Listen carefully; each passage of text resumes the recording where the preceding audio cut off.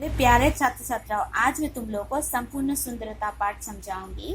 देखो, इस कहानी में क्या दिखाने की कोशिश की गई है। प्रस्तुत कहानी से हमें यह सीख मिलती है कि जिस प्रकार रंगों ने आपस में मिलकर इंद्रधनुष के रूप में अपने महत्व को दर्शाया है, उसी तरह हमें भी आपस में मिलकर तथा हमारे उच्च नीच भेदभाव को त्याग कर एक सुंदर, स्वस्थ और समृद्ध समाज करना चाहिए, जहाँ श्री शांति और शांति हो। तो इस पाठ में यही समझाने का प्रयास किया गया है कि जिस तरह रंगों में आपस में मिलकर इंद्रधनुष बनकर जो है हम सबको रंगों का महत्व दर्शाता है, उसी तरह हम मानव जात भी एक साथ मिलकर भेदभाव त्याग कर, उच्च नीच भेदभाव, जात पात आदि त्याग कर सभी एकजुट मिलकर जो है हम एक सुंदर समाज कर सकते हैं, और जिससे हमारे और शांति ही शांति फैली रहेगी।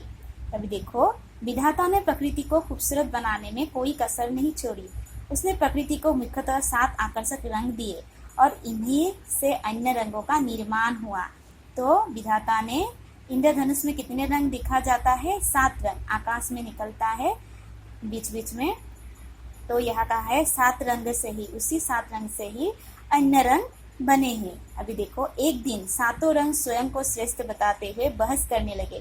प्रत्येक रंग यही साबित करने का प्रयत्न कर रहा था कि वही सबसे सुंदर और श्रेष्ठ है। देखा कि रंगों के बीच जो है ये श्रेष्ठता दिखाते हुए कहता है कहानी में कि कहा है एक दिन 7 रंग मतलब खुद को, अपने आप को ही श्रेष्ठ बताते हुए बहस करने लगे हैं। तो सभी यही साबित करने के लिए लगे हैं कि वही सबसे श्रेष्ठ है और सुंदर है। अभी देखो, सबसे पहले कौन कहता है? सबसे पहले हरे रंग कहता है, मैं जीवन और हरियाली का प्रतीक हूँ, इसलिए प्रकृति ने मेरा चयन विशेष रूप से पत्तों के हरे रंग के लिए किया है। धरा और एक बड़ा भाग हरियाली से ढका है।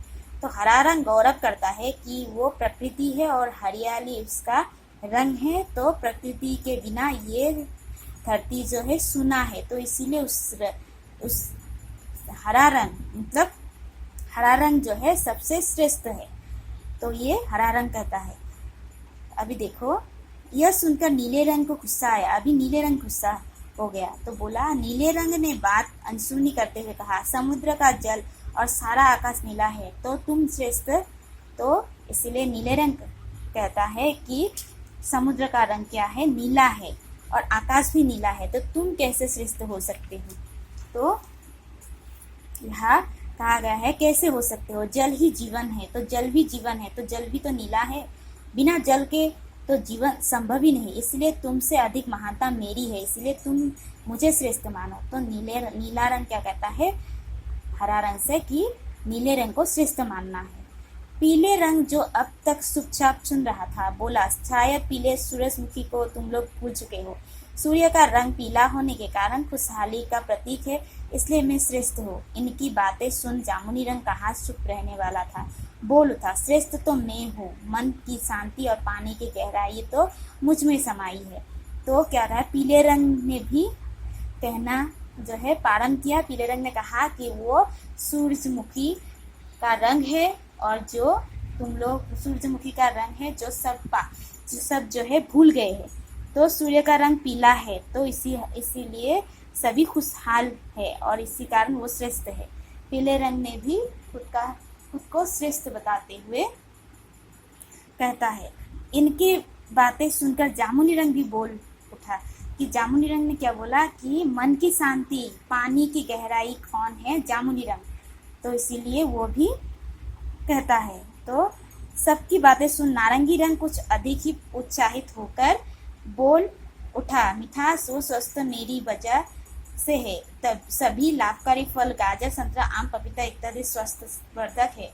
यदि मैं नहीं तो कुछ भी नहीं। तो दूसरी ओर नारंगी रंग भी अपने आप को श्रेष्ठ बताते हुए जो है कह उठता है कि वही श्रेष्ठ है, क्योंकि उसके रंग से ही संतरा, आम, पपीता इत्यादि स्वास्थ्यवर्धक जो है फल प्राप्त होते हैं। अभी देखो, जब ये रंग बातें कर रहे थे तो वर्षा रानी इसके बातें ध्यान से सुन रही थी। और क्योंकि उन दिनों वर्षा ऋतु थी, तो उन दिनों क्या ऋतु थी? वर्षा ऋतु। तो वर्षा ऋतु इन सभी रंगों की बातें सुन रही थी।